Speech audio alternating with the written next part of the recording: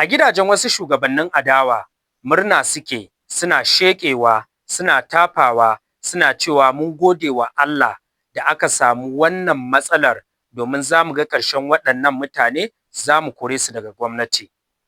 Wannan shi ne kalaman da gwamnan jihar Katsina Dikko Radda ya yi a zantawarsa da kafar DCL. Wannan kalamai dai sun janyo cece-kuce a fagen siyasar jihar. Wasu dai sun zargi gwamnan da faɗin haka don karkatar da hankalin al'umma daga girman matsalar tsaron da jihar ke fuskanta, tare da zarginsa da ƙoƙarin siyasantar da matsalar ta hanyar hana 'yan adawa ankarar da gwamnati.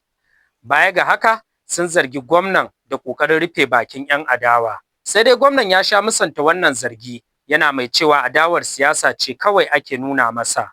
Ya kuma ce bai kamata a riƙa yin adawa da ƙarya da cin mutunci da kuma yin murna don wata masifa ta samu al'umma ba.